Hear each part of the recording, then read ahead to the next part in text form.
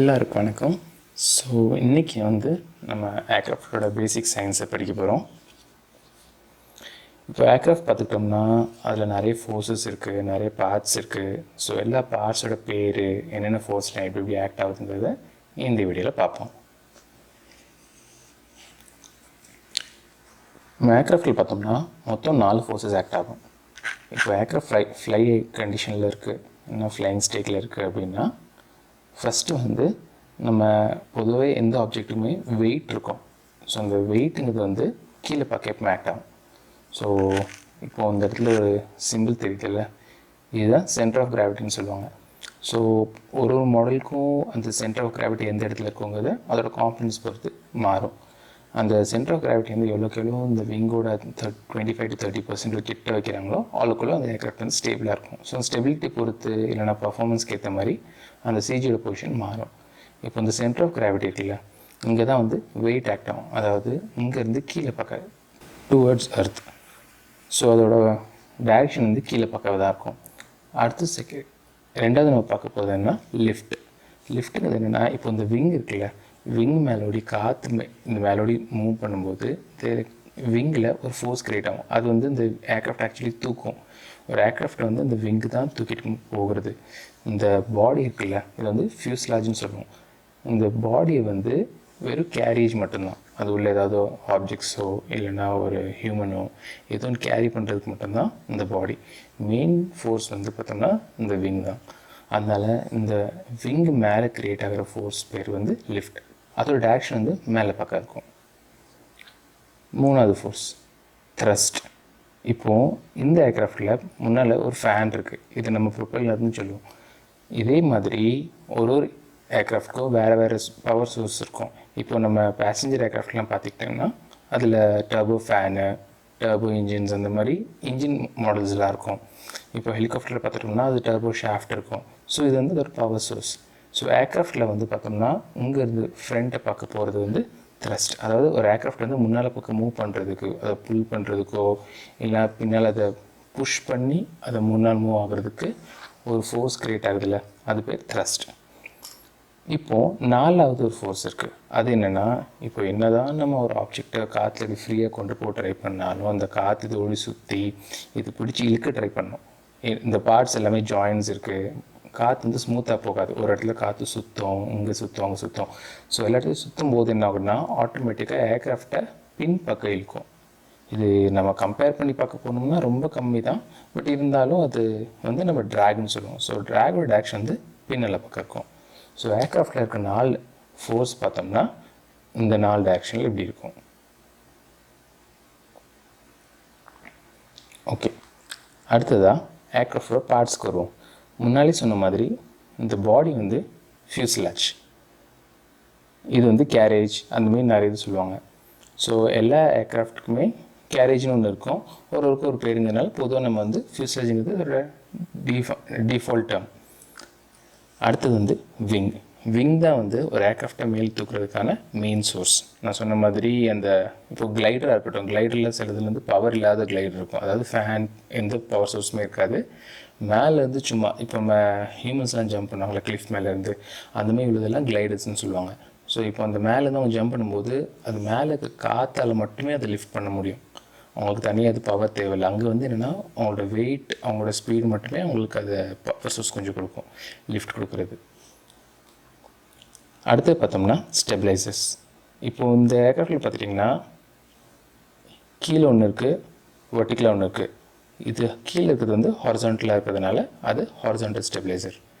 இப்படி நேராக ஸ்ட்ரெயிட்டாக நிற்கிறது பெர்பெண்டிகுலராக இருக்குல்ல, இது வெர்டிக்கல் ஸ்டெபிளைசர். இதில் கண்ட்ரோல் சர்ஃபேஸ் வேறு இருக்கும். ஆனால் இப்போது இந்த கட் அவுட் இந்த லைன் இருக்குல்ல, இந்த லைனுக்கு இந்த பக்கத்தில் இருக்கிறது எல்லாமே மூவ் ஆகும் ஆக்சுவலி. இப்போது இதுதான் ஹிஞ்ச் பாயிண்ட் அப்படின்னு பார்த்தோம்னா இது இப்படி மூவ் ஆகும். நம்ம இதை அடுத்த வீடியோவில் அதை நான் க்ரியேட் பண்ண ட்ரை பண்ணுறேன். அதே மாதிரி கீழே இருக்கிறது இந்த போர்ஷன் பார்த்திங்கன்னா இதுதான் ஹிஞ்ச் லைன். இந்த லைன் இருக்குல்ல, இதுதான் ஹிஞ்ச் லைன். இந்த ஹிஞ்சுக்கு ஏற்ற மாதிரி இது கீழே மேலே மூவ் ஆகும். இது ஒன்று என்னென்ன பண்ணோம் அப்படிங்கிறத நம்ம அடுத்த வீடியோவில் பார்ப்போம். மெயின் விங்கில் பார்த்துட்டிங்கன்னா அதே மாதிரி கண்ட்ரோல் சர்ஃபேஸ் 2 இருக்கும். இங்கே ஒன்று, இந்த பக்கம் ஒன்று. இப்போ என்னென்னா இந்த ரெண்டுமே அட் எ டைமில் வேலை செய்யும். ஆனால் இது ஆப்போசிட்டில் ஒர்க் ஆகும். அதாவது இது கட் பண்ணதை இது கீழே போகும்போது இந்த எண்டில் இருக்கிறது வந்து மேலே வரும்.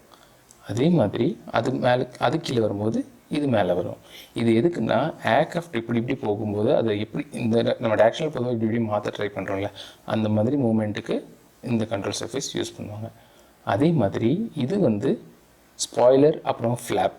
இப்போது கமர்ஷியல் ஏர்க்ராஃப்ட்லையும் பார்த்துட்டோம்னா மேல் பக்கம் ஸ்பாய்லர் இருக்கும், கீழ் பக்கம் வந்து ஃப்ளாப் இருக்கும். அதாவது கீழே ஓப்பன் ஆச்சுன்னா ஏர்க்ராஃப்ட் வந்து கொஞ்சம் அதிகமாக தூக்கும். மேலே ஓப்பன் ஆச்சுன்னா நான் சொன்னேன்ல ட்ராக், அந்த ட்ராக் அதிகமானதுனால ஏர்க்ராஃப்டை கீழே அமுக்கும். ஸோ இது ஸ்பாய்லர் எப்போ தூக்குவாங்கன்னா பொதுவாக ஏர்க்ராஃப்ட் லேண்டிங் டைமில் தான் அதை தூக்குவாங்க. ஸோ ஒரு கண்ட்ரோல் சர்ஃபேஸும் எப்படி ஒர்க் ஆகுங்கிறத டீட்டெயிலாக ஒரு வீடியோவில் அழகாக பார்க்கலாம். அதுக்கடுத்தால ஸ்ட்ரட்ஸ். இப்போது சில ஹைவிங்கர் அந்த மாதிரி மாடல்ஸ் இதெல்லாம் பார்த்தோம்னா லென்த் ரொம்ப அதிகமாக இருக்கும். ஸோ அதோட ஸ்டேபிளாக இருக்கணும். அதே மாதிரி அந்த நிறைய மெனியூரபிலிட்டி இருக்கணும். அதாவது ஒரு ஏர்க்ராஃப்டில் நிறைய ஸ்டன்ஸ் மாதிரிலாம் பர்ஃபார்ம் பண்ண ட்ரை பண்ண முடியணும். அப்படிங்கும்போது அதுக்கு எக்ஸ்ட்ரா சப்போர்ட்ங்கிறதுக்காக தான் இந்த ஸ்ட்ரட்ஸ். அது வந்து குறிப்பிட்ட பாயிண்ட்ஸ் எங்கேருந்து அதோட மேஜர் லோடிங் இருக்கோ அந்த பாயிண்ட்ஸ்லேருந்து ஃபியூஸ்லேஜில் கொடுத்த மாதிரி கொடுத்துருப்பாங்க. இது வந்து ஜஸ்ட் ஒரு சப்போர்ட் ஸ்ட்ரக்சர். அதே மாதிரி இப்போ நம்ம ஏர்க்ராஃப்ட் வந்து கீழே லேண்டிங் வீல்ஸ் பார்த்துருக்கோம்ல, வீல் பார்த்துருக்கோம். நம்ம கமர்ஷியல் ஏர்க்ராஃப்ட் வந்து வீல் பார்ப்போம். அதே மாதிரி தண்ணியில் லேண்ட் ஆகிறதுலாம் பார்த்தோம்னா அது பேர் ஃப்ளோட்டுன்னு சொல்லுவாங்க. ஸோ அதெல்லாம் வந்து லேண்டிங் கியர்ஸில் வரும். ஸோ லேண்டிங் கியரை பொறுத்து ஏர்க்ராஃப்டோட நிறைய ஸ்டைல் மாறும். ஃப்ரண்ட்டில் 2, பின்னால் ஒரே ஒரு வீல் வச்சுருக்குது, இல்லைனா ஃப்ரண்ட்டில் 1, பேக்கில் 2 வீல் வச்சுருக்கிறது. அப்புறம் நம்ம கமர்ஷியல் ஏர்க்ராஃப்ட்லாம் பார்த்துக்கலாம், நோஸில் எப்படி ஒரு சிங்கிளாக ஒன்று இருக்கும், அப்புறம் பின்னால் வந்து செட்டாக இருக்கும், அது ஒரு டைப். ட்ரை சைக்கிள், இந்த மாதிரி நிறைய மாடல் பேர்லாம் நிறைய உண்டு. அதே மாதிரி ஏர்க்ராஃப்டோட விங் பொசிஷன் பொறுத்து, இப்போ இது வந்து ஹை விங்கர், இது வந்து ஃபியூஸ்லேஜோட மேலே இருக்குது. இது நமக்கு மாடல் நடுவில் இருந்து இருந்துச்சுன்னா அது மிட் விங், பாட்டம் இருந்து இருந்துச்சுன்னா அது லோ விங். நான் உங்களுக்கு லோ விங்களோட ஒரு மாடல் காமிக்கிறேன்.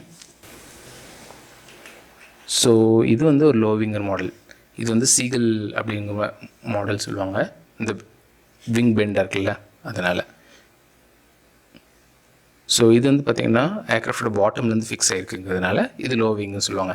இந்த மாதிரி ஏர்க்ராஃப்டோட நிறைய விங்கோட பொசிஷன் வச்சு நமக்கு பிளேனோட டிசைன் அதோட கேட்டகரியெலாம் மாறும். இப்போ இதே டெய்லில் இருக்க இந்த ஃபின் வந்து ஃப்ரண்ட்டில் இருக்கும், அது பேர் கொனாட் அப்படின்லாம் சொல்லுவாங்க. ஸோ இந்த மாதிரி நம்ம அந்த என்னென்ன கேட்டகரிஸ் இருக்குன்னு கூட நிறைய பார்க்கலாம். இப்போது ஏர்க்ராஃப்டோட பார்ட்ஸ் எல்லாம் பார்த்தாச்சு.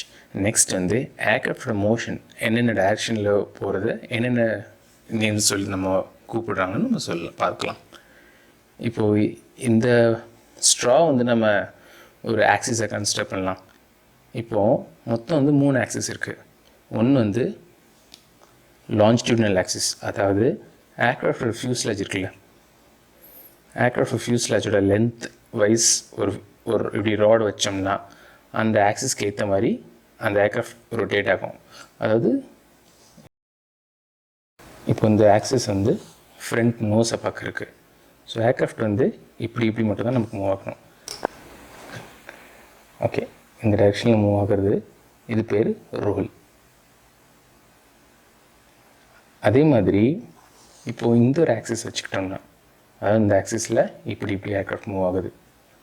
ஸோ அது பேர் பிட்ச், இப்படி மூவ் ஆகுறது. ஸோ இந்த பிட்சுக்கு பார்த்தோம்னா இந்த சர்ஃபேஸ் நமக்கு ஹெல்ப் பண்ணோம். இந்த ரோலுக்கு பார்த்திங்கன்னா இந்த 2 சர்ஃபேஸ், இந்த எட்ஜில் இருக்குல்ல, இந்த எண்டில் இருக்கிற 2 சர்ஃபேஸுமே ஹெல்ப் பண்ணி நமக்கு இந்த மோஷன் க்ரியேட் ஆகும். அடுத்தது பார்த்தோம்னா வெர்டிக்கல் ஆக்சிஸ், அதாவது இப்படி ஒரு ஆக்சிஸ் இருக்குது அப்படின்னு நினச்சோம்னா ஏர்க்ராஃப்ட் வந்து நமக்கு இப்படி மூவ் ஆகும். ஸோ ஒரு ஏர்க்ராஃப்ட் வெர்டிக்கலாக பார்க்குறோன்னா இப்படி மூவ் ஆகிறது வந்து வெர்டிக்கல் ஆக்சிஸ். அதாவது ஆக்சிஸ் வந்து நமக்கு ஸ்ட்ரெயிட்டாக இருக்குன்னு வச்சுக்கோங்க இப்படி. ஸோ இந்த ஆக்சிஸ் ரொட்டேட் ஆகாது, ஆக்சிஸ் அப்படியே அதே பாயிண்ட்லேயே தான் இருக்கும். ஸோ ஆக்சிஸ்க்கு ஏற்ற மாதிரி பார்த்தோம்னா அந்த ஏர்க்ராஃப்ட் இந்த டைரெக்ஷனில் மூவ் ஆகும். இது வந்து யாக்கு பார்த்திங்கன்னா இந்த கண்ட்ரோல் சர்ஃபேஸ் ஒர்க் ஆகும். எந்த கண்ட்ரோல் சர்ஃபேஸ் எப்படி ஒர்க் ஆகுங்கிறத அடுத்த வீடியோவில் பார்க்கலாம். நன்றி, வணக்கம்.